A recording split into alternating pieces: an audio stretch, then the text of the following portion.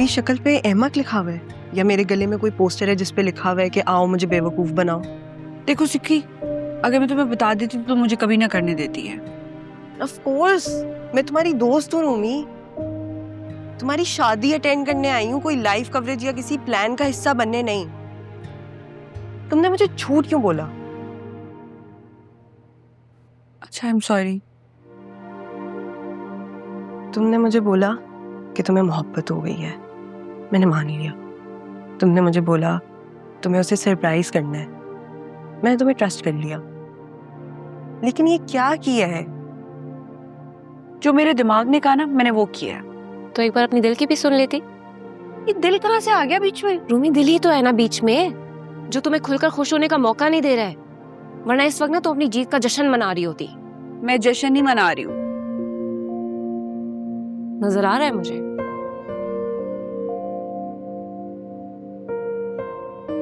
और तुम्हें दादी बुला रही हैं, पेशी है तुम्हारी वहां पे। मैंने क्या किया है? शरीके जुर्म हो तुम, सहूलतकार बनी हो तुम। चलो। वैसे बहुत अफसोस की बात है बाबा, कम से कम आपको तो ये नहीं करना चाहिए था। वो तो बच्ची थी, आप ही उसे समझा लेते। तुम्हारी बच्ची के साथ अगर कोई ऐसा करता ना तो फिर मैं तुमसे पूछता। मेरी बेटी के साथ अगर ऐसा होता तो मैं बदले की आग में जलने की बजाय दरगुजर करने का मशवरा देता, यूं अपनी अदादत लगा के ना बैठता। गाइस, फॉर गॉड सेक, जुरेज का पता करें। उसका फोन बंद जा रहा है, 2 घंटे हो गया हमें घर आए हुए। गाड़ी में ट्रैकर लगा हुआ है, पता चल जाएगा कि कहाँ गया है। काश इंसानों में भी कोई ट्रैकर लगा होता जो बताता हमें कि वो क्या करने वाले हैं। हाँ, तो मुकाफात अमल कोई चिड़िया का नाम नहीं है, ये दुनिया में होता है। जैसा करोगे वैसा भरोगे। चलो, आ गया एक और फोन। खानदान वालों के लिए ब्रेकिंग न्यूज बना हुआ है ये मसला। इसीलिए मैंने फोन्स ऑफ करके फेंक दिए। मेरे पास इन रंग बरंगे सवालों के जवाब नहीं है। लोग क्या पूछे जा रहे हैं, लड़के ने इनकार क्यों किए? इससे भी ज्यादा अजियत और तकलीफ हुई होगी अब्दुल कुद्दूस को, जब तुम्हारा भतीजा हम सब की आंखों में धूल झोंक कर गायब हो गया था।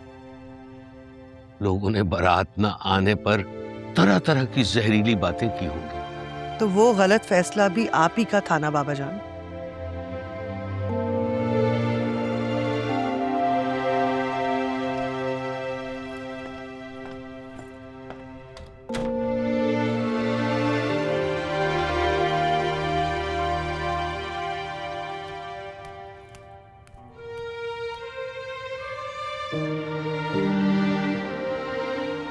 इसी गुनाह का तो कुफारा अदा किया है मैंने।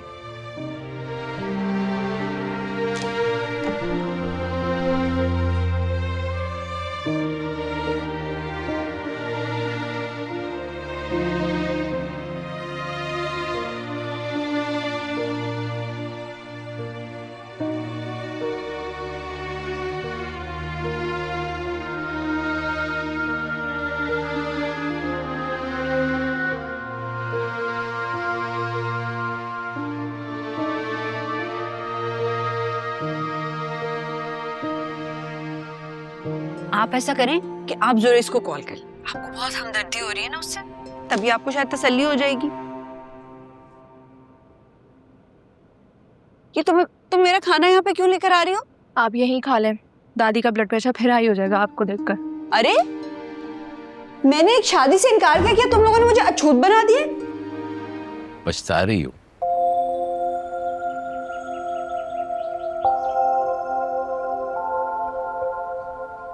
पता नहीं, लेकिन एक बात का अफसोस तो है बहुत। किस बात का? जब खाला इसरार कर रही थी तो एक दफा मुझे उस लड़के को देख लेना चाहिए था, तो ये सब ना होता, है ना? मुझे लगता है कि इस सारे किस्से में सबसे ज्यादा कसूर मेरा है। मुझे उसके साथ जबरदस्ती नहीं करनी चाहिए। जो होना था वो तो हो गया। आप ऐसा ना सोचें, भूल जाएं। भूल जाता अगर वो उस लड़की से मोहब्बत न करता जिसे मैंने उसके लिए चुना था, और फिर अब तो लड़की को भी उससे मोहब्बत हो। ऐसा नहीं है।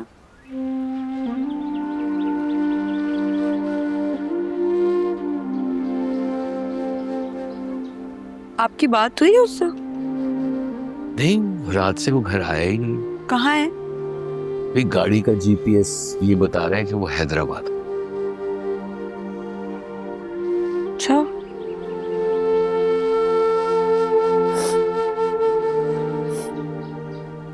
बाकी सब लोग भी मुझे ही बुरा भला कह रहे होंगे।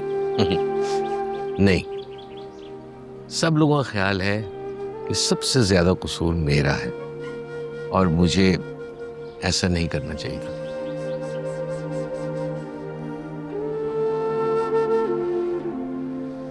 और आपको क्या लगता है?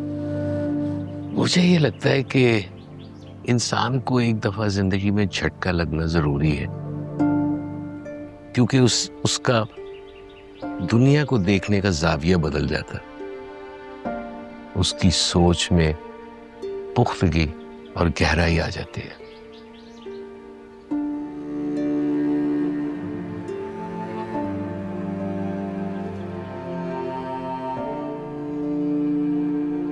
ये गहराई और पुख्तगी की बातें एक अच्छे से नाश्ते के साथ भी तो हो सकती हैं। आप घर चले मेरे साथ, अच्छा सा नाश्ता बना के खिलाती हूँ। सुबह सवेरे अगर मैं तुम्हारे पोर्शन में चला गया तो मेरी क्लास फेलो मुझे इस दुनिया से ही उठा दे।